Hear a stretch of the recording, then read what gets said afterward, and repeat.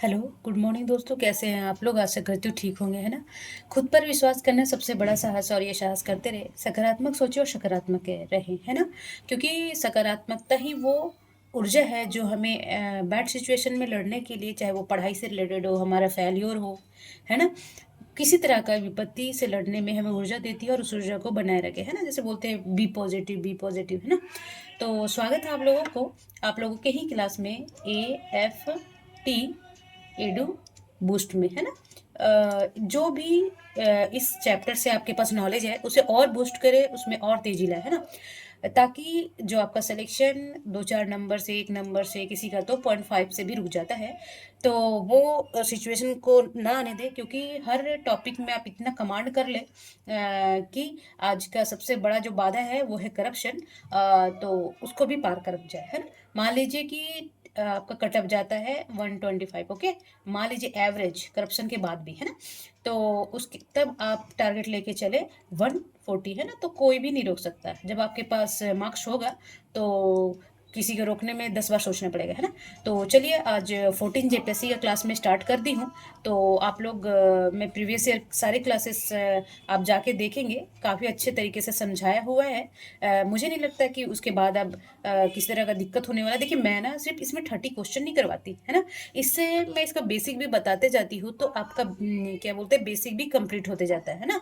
तो previous year में जितने भी, अभी मैं प्रीवियस ईयर भी जितने क्वेश्चन आ रखे हैं झारखंड स्पेशल से, और उसको पढ़ाती हूँ। और जीके का भी क्लास स्टार्ट है, देखिए अभी संशोधन चल रहा है। और मैं कल 61 से 70 तक का क्लास डाल दी, सॉरी माफ़ करेंगे, 51 से 60 तक का क्लास डाल दी हूँ। 6 क्लास कल अल्टरनेट डे करके जीके और झारखंड में करते जाऊँगी। तो जो जेपीएससी लिखने वाले हैं वो झारखंड को पढ़ेंगे, और अदरवाइज जो यूपीएससी हो गया, ऑल एग्ज़ाम जैसे रेलवेज, एनटीपीसी, जितने भी उत्पाद, सिपाही, ये सब जो भी है, UP TET, UP PCS, MP PCS, तो वो सब जाके हमारे जीके का क्लास करेंगे। और जो भी हमारे व्यूवर इंस्टाग्राम फेसबुक पे होंगे वो हमारे क्लास में आए, सब्सक्राइब कर दे, लाइक करें और थोड़ा शेयर भी कर दिया करें, ठीक है। तो चलिए आज मैं झारखंड की राज्य व्यवस्था से रिलेटेड, देखिए इससे काफ़ी क्वेश्चन आ रखे हैं। तो इससे इसका सेकेंड क्लास फर्स्ट क्लास में अपलोड कर दी हूँ, आप जाके देखेंगे, है ना। तो इसमें क्या बोल रहा है, देखिए फर्स्ट क्वेश्चन नंबर 31 में क्या बोल रहा है कि झारखंड में विधानमंडल है कैसा, एक सदनात्मक है, दुसदनात्मक, है ना। या फिर तो देखेंगे कि झारखंड का कौन सा है जी, एक सदनात्मक। तो पहले मैं बता देना चाहती हूँ, जैसे सेंटर में संसद में क्या होता है ना। संसद में होता है, एक होता है लोकसभा, ठीक, और दूसरा होता है राज्यसभा, ठीक है जी। उसी तरह स्टेट में क्या होता है, जो कितने विधानमंडल में क्या होता है जी, एक होता है विधान परिषद, जब मैं बेसिक पढ़ाऊंगी तो सारा करा दूंगी, और एक होता है विधान सभा, ओके। तो जैसे आप मान लीजिए ना, इसको लोकसभा और इसको राज्यसभा मानते हैं, बट सारे देश के सभी राज्यों में ऐसा प्रावधान नहीं है। अभी भारत के कुल 6 राज्यों में है, जैसे बिहार हो गया, यूपी हो गया, महाराष्ट्र हो गया, है ना, कर्नाटक हो गया। तो यहाँ पे क्या है, अभी विधान परिषद है। जब मैं परिषद बढ़ाऊंगी तो सारा डिटेल से मैं उसका लिस्ट भी दे दूंगी। तो अभी इतना याद रखें, तो झारखंड में क्या है कि एक सदनात्मक व्यवस्था है ना। तो अब हम आगे बढ़ेंगे और इसमें देखेंगे, हाँ, तो विधानसभा है तो कुल विधानसभा सीट कितना है, 81, ठीक। तो इसमें एक चीज और जान ले कि जो विधानसभा है उसमें 81 है, तो 28 सीट हो गया आपका एसटी के लिए, और एससी के लिए आपका हो जाएगा 9 सीट, है ना, 9 सीट। तो देखिए 28 और 2 चला गया तो 27 हो गया, बाकी 44 बच गया, तो 44 की था सामान्य वर्ग के लिए, ठीक है, ये याद रखेंगे। चलिए, और आप जानते हैं कि विधानसभा का हर 5 साल में नया विधानसभा बनता है, और बस अभी इतना ही याद रखें, चलिए ठीक है। क्वेश्चन नंबर 2 क्या बोल रहा है कि विधानसभा के सदस्य कौन कैसे चुने जाते हैं, है ना। तो ये डायरेक्ट जैसे हम वोट देते हैं कि मुख्यमंत्री का चुनाव हो रहा है ना, तो जनता के द्वारा चुने जाते हैं, ठीक है। तो इसमें यही, और ये कितने साल के लिए, 5 साल के लिए चुने जाते हैं। एक विधानसभा का टेन्योर होता है 5 ईयर्स, ठीक है, वर्ष। और इसके सदस्य विधानसभा सदस्य होने के कितना एज के लोग होते हैं, कम से कम 25 साल का होना चाहिए, तभी वहाँ विधानसभा के सदस्य बन सकते हैं। ठीक है, चलिए अब क्वेश्चन नंबर 33 देखेंगे। हाँ, क्वेश्चन नंबर 33 है कि झारखंड विधानसभा में सदस्यों की कुल संख्या है 126वां संविधान संशोधन के पश्चात कितना है, 81। उसमें से ठीक 28 हो गया एसटी के लिए, 9 हो गया एससी के लिए और 44 हो गया सामान्य वर्ग के लिए। ठीक, तो देखेंगे 28 और 7 हो गया, 8 15 और 8 19 16 15 एक 35 हो गया और 44, यानी कि कितना हो जाएगा जी, 7 और 1 यानी 44, 28 और 9 और 44 है ना। और एक हो गया ये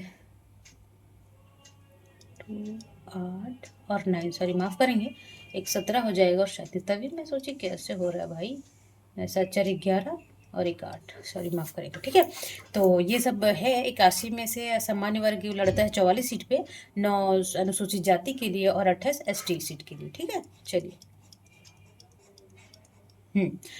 अब क्या बोल रहा है, 34 क्वेश्चन नंबर का क्या है कि झारखंड में नवनिर्वाचित विधानसभा के संबंध में कौन कथन सत्य है ना। तो देखेंगे कि पहला ऑप्शन के कि बहुध्रुवा स्थित है, ये बहुध्रुवा में जो जिसका उदाहरण प्रधानमंत्री की कौन किया था, नरेंद्र मोदी ने, है ना, द्वारा किया गया था। नवनिर्वाचित विधानसभा जो नया विधानसभा बना है ना, उसके बारे में पूछ रहा है। और यह देश का पहला पेपरलेस विधानसभा भी है। ठीक है, ये याद रखेंगे। और इसमें 162 सदस्यों की बैठने की व्यवस्था है, तो ये भी जी के तैयार हो गया। तो इसमें क्या हो जाएगा, उपरोक्त में सभी सत्य कथन है। ठीक है जी, चलिए अब क्वेश्चन नंबर 35 क्या बोल रहा है कि झारखंड विधानसभा में अंतिम देखो यह ना अंतिम और प्रथम हम पढ़ाएंगे, आप घबरा नहीं। अंतिम एंग्लो इंडियन समुदाय से निर्वाचित होने वाले व्यक्ति थे कौन, है ना। तो इसमें आ जाएगा आंसर का जेपी गॉलस्टेन। ठीक है, तो देखेंगे जो गॉलस्टेन थे ये लास्ट जो एंग्लो इंडियन का प्रावधान था, वो अंतिम मतलब कि निर्वाचित होने वाले सदस्य थे।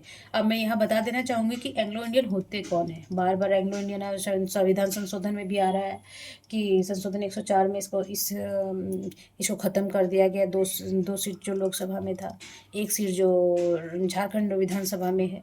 तो आखिर एंग्लो इंडियन क्या कौन होते हैं, तो एंग्लो इंडियन क्या कौन होता है, देखिए इसमें 2 शर्तें होते हैं कि इसमें से कोई एक पूर्वज विदेशी हो और एक पूर्वज जो होते हैं विदेशी होते हैं, है ना, विदेशी, और एक पूर्वज इंडियन होते हैं और एक पूर्वज कौन होता है, भारतीय होते हैं, है ना।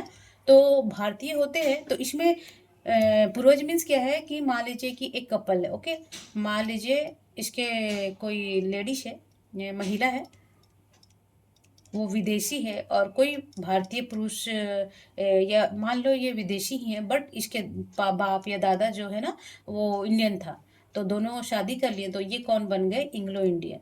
तो पहले क्योंकि अंग्रेजों का शासन था तो यहाँ समुदाय काफ़ी थे, तो एक प्रतिनिधित्व, इनके प्रतिनिधित्व के लिए एक झारखंड विधानसभा में इनका होता था, बट अब ये नहीं रहे हैं क्योंकि अब आज़ाद हुए देश का अब काफ़ी साल हो चुका है ना। चलिए अब क्वेश्चन नंबर 36 बोल रहा है कि विधानसभा में धन विधेयक, है ना, तो धन विधेयक किसकी पूर्व अनुमति से प्रस्तुत किए जाते हैं, है ना। तो देखेंगे आप जानते हैं कि जो संसद में धन विधेयक के लिए जब पेश किया जाता है उसके पहले ही किसका अनुमति लिया जाता है, राष्ट्रपति का, है ना। और जो स्टेट में है, जो विधानसभा में, तो किसका अनुमति लिया जाएगा, पूर्व अनुमति, है ना, पेश होने से पहले राज्यपाल का। ठीक है, ये ध्यान रखेंगे। चलिए अब क्वेश्चन नंबर 37 है कि विधानसभा का सत्र एक वर्ष में कम से कम कितनी बार, देखिए जी विधानसभा का सत्र है ना एक वर्ष में कम से कम कितनी बार आहूत। आहूत मीन्स होता है मतलब कि आहूत बोलते हैं कि मतलब कि उन लोग बैठते हैं, बैठक करना है ना, तो वो कम से कम 2 बार होना चाहिए, है ना। देखिए जो सेशन चलता है विधानसभा का, ये संसद में भी है पर अभी हम विधानसभा पढ़ रहे हैं तो विधानसभा से ही प्रोसेस है वहाँ पे। विधानसभा का सत्र एक साल में ना कम से कम 2 बार, 2 बार तो होना ही चाहिए। देखिए ही है ना, चाहिए, क्योंकि इन सत्रों के बीच 6 माह से अधिक का अंतर नहीं होना चाहिए जी, है ना। तो साल में 12 मंथ होता है, तो 6 6 कम से कम 2 होना ही चाहिए, और मैक्सिमम कितना भी हो सकता है। ठीक है, चलिए। हाँ, अब क्वेश्चन नंबर 38 से क्या बोल रहा है कि जो किसी प्रसिद्ध इमारत को झारखंड का प्रथम विधान किस प्रसिद्ध इमारत को झारखंड का प्रथम विधानसभा बनाया गया था, है ना। देखिए जब झारखंड बना था 15 नवंबर 2000 में, तो कौन प्रसिद्ध इमारत था जो प्रथम विधानसभा के रूप में, अभी तो नया बना है ना, देखिए काफ़ी बड़ा है ये भारत का सबसे बड़ा विधानसभा है। बट यहाँ पे देखिए बोला कि जो प्रथम था, जो भारत का झारखंड का बना था, वो कौन था? लेनिन हॉल, याद रखेंगे, ठीक है। चलिए, वेरी वेरी इंपॉर्टेंस। अब हम आगे बढ़ते हैं। ये सारे क्वेश्चन बहुत इंपॉर्टेंस है। देखिए ये सिर्फ हम क्वेश्चन नहीं कर रहे हैं, इसके साथ साथ हम बहुत कुछ पढ़ रहे हैं, है ना। तो बोलता है कि 39 का क्वेश्चन क्या बोल रहा है कि झारखंड विधानसभा द्वारा किस तिथि को अपना स्थापना दिवस मनाया जाता है। देखिए आपको पता होगा कि जब झारखंड अलग हुआ था तो स्थापना हुई थी, उसी समय विधानसभा अस्तित्व में आया। तो ये 15 नवंबर 2000 में विधानसभा बना, ठीक है। बट ये अस्तित्व में कब आया? 12 नवंबर को, ओके। और 12 नवंबर को आया। और इसमें और क्या जानना है? हाँ, तो 12 नवंबर क्या आया, इसलिए ये 12 नवंबर को अस्तित्व में आया। तो इसीलिए जो सॉरी माफ करेंगे, 12 नहीं 22 है। झारखंड विधानसभा द्वारा किस तिथि को अपना स्थापना दिवस मनाया जाता है? तो 22 नवंबर, याद रखेंगे। So very very important. 15 नवंबर नहीं लगाएंगे क्योंकि अस्तित्व में आया उसी दिन से इसको माना जाता है और उसी दिन बनाया भी जाता है। और फिर और इसमें क्या जानना है कि 2025 में 22 नवंबर अभी आने वाला है। तो कितनावां मंगलवार को है? तो कितनावां स्थापना दिवस मनाया जाएगा जी? तो 26वां। सो वेरी वेरी इंपॉर्टेंट है, याद रखेंगे, ठीक। चलिए, और बस इतना ही है। देखिए काफ़ी क्वेश्चन क्लियर होते जाते हैं, तो प्रीवियस ईयर बनाना ना भूले और क्लास करना तो एकदम ना भूले जी, ठीक है। चलिए, क्वेश्चन नंबर 40 बोल रहा है, हाँ 40 से क्या बोल रहा है कि झारखंड राज्य में निम्नलिखित में कौन सा 2 ऐसे जिले हैं जिनमें सभी विधानसभा क्षेत्र, जिसे इस डिस्ट्रिक्ट के सभी विधानसभा क्षेत्र क्या है, अनुसूचित जनजातियों के लिए आरक्षित है। तो जब मैं वहाँ पे पढ़ाई हूँ तो मैं वहाँ बताई हूँ, और नेक्स्ट क्लास में फिर से जब इसका पॉलिटी पढ़ाऊँगी झारखंड का, तो उसमें मैं सारा अच्छे से कर दूँगी। सो टेंशन नहीं लेना है, बट अभी जो भी पढ़ा रहे हैं उसको कंट्रोस्ट कीजिए, ठीक है। तो इसमें देखिए, इसमें कुछ कुछ में देवघर भी नहीं होगा, पूर्वी पश्चिमी सिंहभूम में नहीं, तो ये गुमला और लोहरदगा GL, है ना। तो क्योंकि यहाँ पे ना जनजातियों की संख्या अधिक है, तो इसीलिए सभी इसके जितने भी विधानसभा सीट है वो ST के लिए आरक्षित कर दिया गया है, ठीक। तो ये ध्यान रखेंगे। चलिए, अब हम आगे जाते हैं, और 41 क्वेश्चन नंबर क्या बोल रहा है? 41 क्वेश्चन नंबर बोल रहा है कि विधानसभा की कार्यवाही का संचालन कौन करता है ना।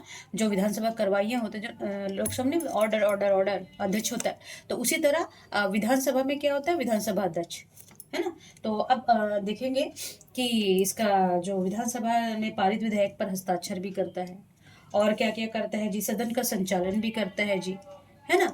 फिर और क्या करता है जी? तो किसी विधायक, जब मान लीजिए कि कोई विधायक पास हो रहा है, तो मान लीजिए कि वोट बराबर आ गया, है ना, विपक्ष और पक्ष का, या फिर विधानसभा विधान परिषद का, तो इसमें जब बराबर का वोट होता है तो इसमें निर्णायक वोट इन्हीं का जाता है, ऐसे तो वोट नहीं देते, बट निर्णायक वोट इनके जाता है, ये जिधर जाएगा उधर कानून बन जाएगा, ठीक है, ये काम करते हैं। और कोई धन विधेयक है या नहीं है यही बताएंगे, है ना। फिर कोरम के अभाव में सदन को स्थगित करने का, मान लीजिए कि कोरम कोरम पता है ना आप लोगों को कि कोरम क्या होता है। मान लीजिए विधानसभा का बैठक होना है, मान लीजिए 81 सीट है, तो इसमें 1/10 है ना, तो ये चला जाएगा 8, कम से कम 8 लोग तो बैठना ही चाहिए तभी होगा। तो ये कोरम वाला होता है 1/10 जो होता है रेशियो। मान लीजिए 100 सीट है तो उसमें 10 लोग नहीं बैठेंगे तो विधानसभा आहूत होगा ही नहीं। तो यही मिनिमम संख्या बैठक के लिए, तो उसे बोलते हैं कोरम पूरा करना। अगर नहीं हो रहा है तो इसको स्थगित कर देगा कौन, तो विधानसभा अध्यक्ष, ये भी काम भी का है, ठीक है। और फिर 10वीं अनुसूची के अनुसार दल बदल कानून के लिए अयोग्य होने के लिए भी यही निर्णय देंगे, ठीक है। तो ये सब सारे काम विधानसभा अध्यक्ष को होता है और संसद में लोकसभा अध्यक्ष को, ठीक है, तो ये याद रखेंगे। So very very important. फिर हम आगे बढ़ेंगे और क्वेश्चन नंबर 42 बोल रहा है कि झारखंड विधानसभा के अध्यक्ष का चुनाव होता है ना। जो झारखंड विधानसभा का अध्यक्ष का चुनाव किससे होता है, तो देखिए विधानसभा के सदस्यों द्वारा ही, ठीक है। जो विधानसभा का अध्यक्ष होता है उसका चुनाव विधानसभा के ही, ऐसा नहीं कि विधान परिषद हो गया जहाँ पे विधान परिषद है, या फिर जैसे लोकसभा और राज्यसभा, तो राज्यसभा के लोगों के द्वारा नहीं होगा, है ना। तो लोकसभा ऐसा ऐसा रिवाज है कि विधानसभा के जो वरिष्ठ नागरिक होंगे वो ही सदस्य उसके बन सकते हैं, बट ऐसा जरूरी नहीं है, इसे लिखा नहीं गया, बट वो विधानसभा के सदस्यों द्वारा ही चुने जाते हैं, ठीक है, ये याद रखेंगे। चले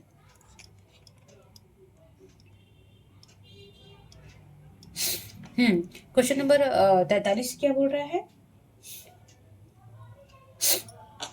कि विधानसभा अध्यक्ष को उसके पद की शपथ कौन दिलाता है ना। जो जो विधानसभा के सदस्य होते हैं तो उसकी पद का शपथ कौन दिलवाता है जी, तो ये दिलवाते हैं राज्यपाल, ठीक है, याद रखेंगे। चलिए अब क्वेश्चन नंबर 44 क्या बोला, अस्थायी विधानसभा अध्यक्ष प्रोटेम स्पीकर की नियुक्ति कौन करता है ना। सो वेरी वेरी इंपॉर्टेंस कि प्रोटेम जो प्रोटेम होता है उसकी नियुक्ति कौन करता है, तो ये करता है राज्यपाल, ठीक है। तो मैं यहाँ समझाना चाहूँगी कि प्रोटेम स्पीकर है क्या, है ना। तो यहाँ से शुरू करते हैं कि जैसे मान लीजिए कि नया विधानसभा बना, ठीक, नए मुख्यमंत्री बने, तो यहाँ पे तुरंत विधानसभा अध्यक्ष का तो निर्णय नहीं होगा ना। तो इसका पहला बैठक को कौन आहूत करेगा, इसके लिए कोई अध्यक्ष तो चाहिए। तो विधानसभा सदस्यों के भीतर ही जो वरिष्ठ होता है ना, वरिष्ठ व्यक्ति होता है विधानसभा को, उसको ना प्रोटेम स्पीकर बनाया जाता है, ताकि जो नए अध्यक्ष बनने तक जो भी जो कानून उनून है उनको निभाना है उनके पोस्ट का, तो वो प्रोटेम स्पीकर निभाते हैं और नया अध्यक्ष बनते ही ये खुद ब खुद खत्म हो जाता है, ठीक है, तो ये ध्यान रखेंगे जी। चलिए कोई विधेयक धन विधेयक है या नहीं इसका फैसला कौन करता है मैं ऊपर बताई हूँ, तो ये क्या कौन करता है सॉरी माफ करेंगे हाँ, तो कोई विधेयक धन विधेयक है या नहीं इसका फैसला कौन करता है, तो विधानसभा अध्यक्ष करते हैं, ठीक है। चलिए अब क्या बोलता है कि क्वेश्चन नंबर 46 क्या बोल रहा है कि विधानसभा अध्यक्ष उपाध्यक्ष को विधानसभा द्वारा पारित प्रस्ताव के आधार पर पद से हटाया जा सकता है।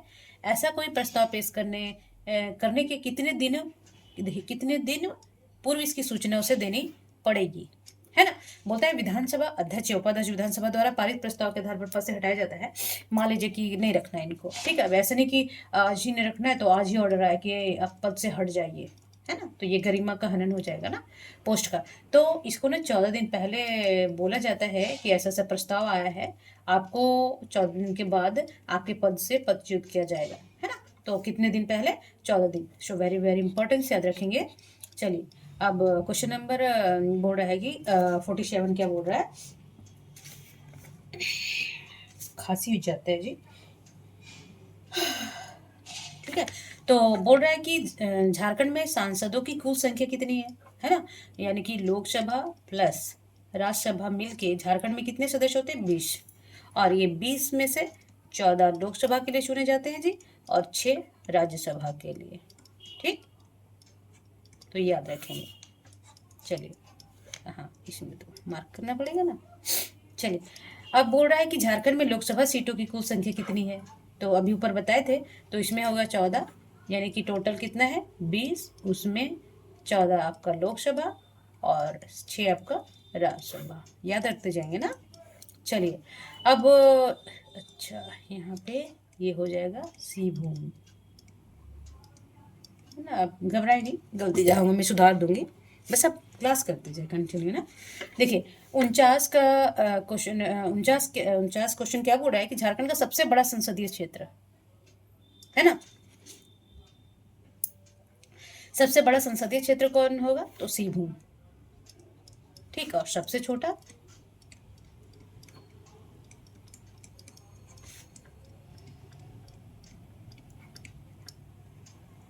संसदीय क्षेत्र होगा चतरा।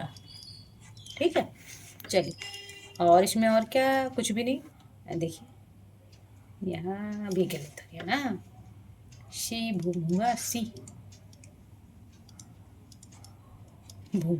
ठीक है, तो इसमें और क्या बात रखने का, याद रखने का है कि निम्नलिखित में कौन सा लोकसभा क्षेत्र अनुसूचित जनजातियों के लिए आरक्षित है ना। इसमें जो है सो कौन सा लोकसभा क्षेत्र है ना जो अनुसूचित जनजातियों के लिए लोकसभा बोल रहा है, विधानसभा का नहीं। तो राजमहल का भी है, शिवभूम का भी है, दुमका का भी।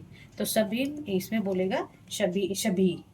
राजमहल हो गया, खूंटी हो गया, लोहरदग्गा हो गया, राजमहल, ये 4 हो गया।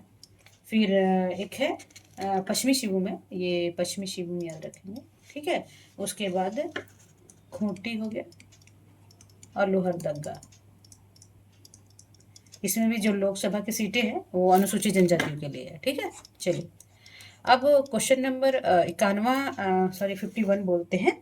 51 क्या बोल रहा है कि जो झारखंड का उच्च न्यायालय देश का कौन सा उच्च न्यायालय है। मतलब कि जब उच्च न्यायालय बना था तो ऑलरेडी 20 बने हुए थे और 21वां के रूप में झारखंड हाईकोर्ट ना अस्तित्व में आया था। ठीक, तो अभी इसमें और क्या क्या जानना है। ठीक है, कि अब तो ये कब बना था, ये बना था 15 नवंबर 2000 में। ठीक, और क्या रखना है कि इसमें 25 अधिकतम, देखिए अभी कितना है वो तो करंट इशू हो जाता है, बट मैक्सिमम कितने जज हाई कोर्ट में हो सकते हैं, रांची हाई कोर्ट में 25 हो सकते हैं, उसमें 20 अस्थाई होते हैं। ठीक है, तो और 5 अतिरिक्त होते हैं। ठीक, सो इनफ, आप आगे बढ़ते हैं। चलिए, हाँ, अब क्वेश्चन नंबर 52 बोल रहा है, 52 क्या बोलता है जी, हाँ, कि झारखंड उच्च न्यायालय की स्थिति को अस्तित्व में आया था, है ना। तो अब देखेंगे, अभी ऊपर मैं बताई हूँ 15 नवंबर 2000 में, और मैक्सिमम मैक्सिमम 25 जज हो सकते हैं, उसमें 20 अस्थाई हो सकते हैं और 5 अस्थाई, याद रखना है। ठीक है जी, चलिए, अब क्वेश्चन नंबर 53 बोलता है कि झारखंड उच्च न्यायालय में कुल न्यायाधीशों की संख्या मुख्य न्यायाधीश सहित कितनी है ना। तो कितना इसमें आना चाहिए जी, तो ऊपर हम बताए ना कि मैक्सिमम कितना, तो 25 आएगा। तो देखिए मुख्य न्यायाधीश सहित ना उसको भी काउंट करते हैं, उसको भी। ठीक है, तो याद रखेंगे। अब क्वेश्चन नंबर 54 क्या बोलता है, हाँ, कि उच्च न्यायालय के मुख्य न्यायाधीश कौन नियुक्त करता है ना। जो उच्च न्यायालय होते हैं उसके मुख्य न्यायाधीश कौन नियुक्त करता है, तो देखेंगे राष्ट्रपति के, भारत के मुख्य न्यायाधीश था राज्यपाल, जो राष्ट्रपति करते हैं, मुख्य न्यायाधीश की नियुक्ति कौन करता है, राष्ट्रपति। बट वो भारत के मुख्य न्यायाधीश से भी राय लेंगे, और जो राज्य के राज्यपाल होंगे उससे परामर्श करके ही कोई किसी को हाई कोर्ट जज को नियुक्त किया जाता है। ठीक है जी, चलिए, अब क्वेश्चन नंबर क्या है, हाँ 55, है ना।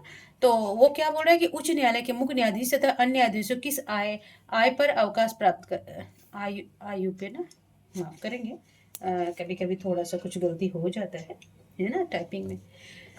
हाँ। हम्म। तो बोलता है कि उच्च न्यायालय के मुख्य न्यायाधीश तथा अन्य न्यायाधीश किस आयु पर अवकाश प्रकाश प्राप्त करते हैं, मतलब कि वो रिटायर्ड हो जाते हैं ना, रिटायर हो जाते हैं, रिटायर्ड नहीं रिटायर, ठीक है, मतलब कि पदच्युत हो जाते हैं। तो वो होते हैं 62 साल में।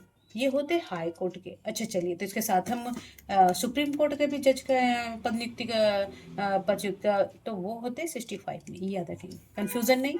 हाई कोर्ट थोड़ा कम, 3 साल कम होता है, और सुप्रीम कोर्ट 65। ठीक है, तो इतना ध्यान रखेंगे। चलिए, अब हम यहाँ देखते हैं कि उच्च न्यायालय के मुख्य न्यायाधीश के प्रति माह कितना वेतन मिलता है ना। अब देखिए, हाई कोर्ट के जज हैं तो ऑब्वियसली इनका वेतन भी अधिक होगा, है ना।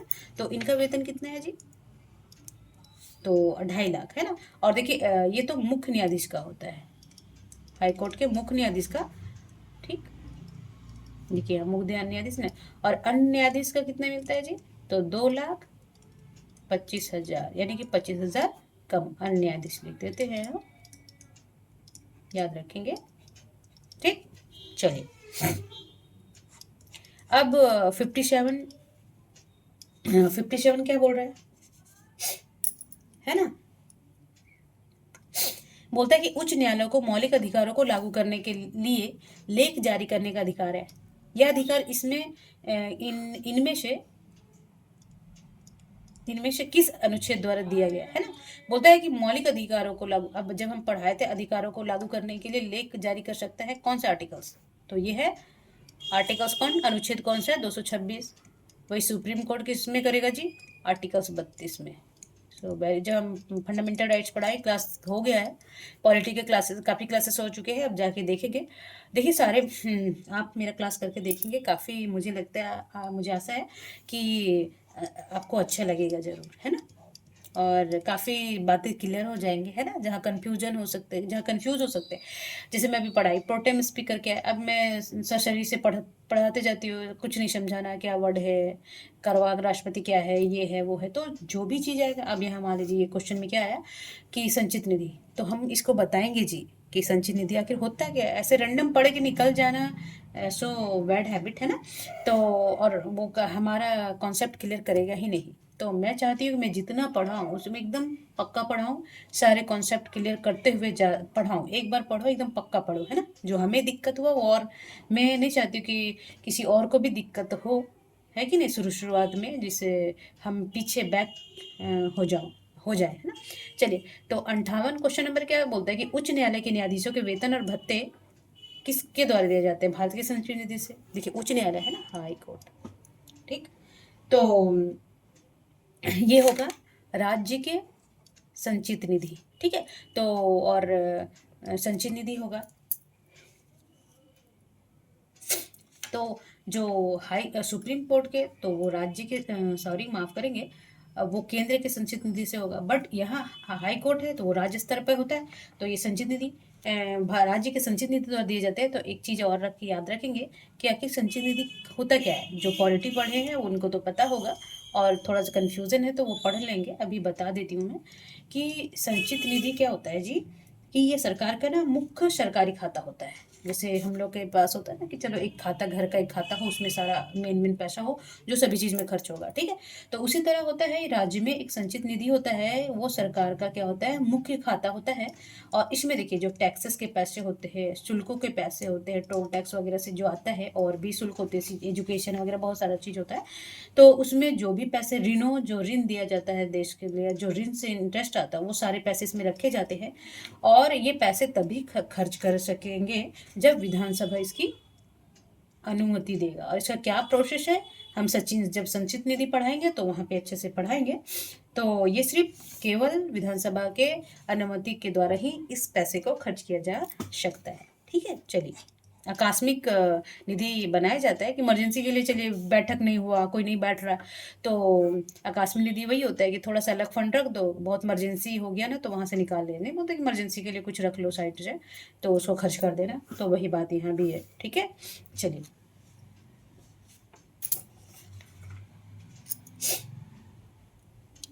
अब देखिए, उच्च न्यायालय के प्रत्यक्ष रूप से किसके अधीन अधीन है, तो उच्च न्यायालय किसके अधीन रहेगा? वो रहेगा भारत के सर्वोच्च न्यायालय के अधीन। ठीक है, ध्यान रखेंगे।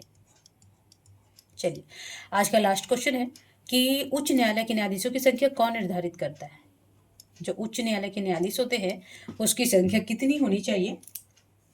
देखिए, एक्चुअली क्या होता है, ये ना संसद द्वारा किया जाता है नियम बना के, बट वो राष्ट्रपति ही हस्ताक्षर होता है, तो इसलिए इसका आंसर हो जाएगा राष्ट्रपति, है ना। तो आज 10-60 क्वेश्चन हो गए, 30 क्वेश्चन और हो गए, और इससे ज़्यादा काफ़ी क्लियर हुआ होगा आप लोगों को, है ना। तो चलिए, ये करते रहिए, पढ़ते रहिए। देखिए, एक अच्छा स्टडी के विकल्प के अलावा कुछ भी नहीं है आपको अच्छा करने और सिलेक्शन लेने और अपने ड्रीम प्राप्त करने के लिए। इसे शॉर्टकट में मत रखिए, पढ़ाई को पढ़ाई तरह से लीजिए, ताज़ा ताज़ा, ज़्यादा ज़्यादा ताम झाम में मत जाइए। एजुकेशन को एजुकेशन की तरह ही पढ़िए, जो मुझे लगता है जो अच्छे अच्छे स्कूल होते हैं वो कॉन्सेप्ट क्लियर कराते हुए पढ़ाते हैं, तो बच्चे, उनका रेशियो भी अच्छा होता है सक्सेस होने का। तो हम जो बच्चे हैं गरीब एरिया से हैं या फिर सरकारी स्कूल में पढ़े हैं, तो वो ये चीज़ फेस करते हैं, कॉन्सेप्ट क्लियर नहीं होता, 10-12 तक बहुत क्लियर नहीं होता है, बहुत कुछ जानते भी नहीं हैं, और वो आगे पिछड़ते, उसको फिर आगे का कवर करने के चलते ना वो पीछे होते जाते हैं। तो मैं सोचती हूँ मैं जो चीज़ पढ़ाऊँ अच्छे से पढ़ाऊँ, क्लियर करते हुए पढ़ाऊँ।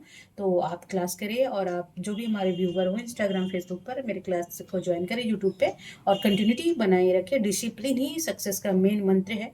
हर कार्य के लिए discipline so importance for success, है ना। चाहे वो बिजनेस हो या किसी तरह का, है ना। चलिए, तब तक अपना और अपने फैमिली का ध्यान रखेंगे, पढ़ते रहिए, सक्सेस जरूर मिलेगा, हार्ड वर्क करिए, है ना। नमस्कार।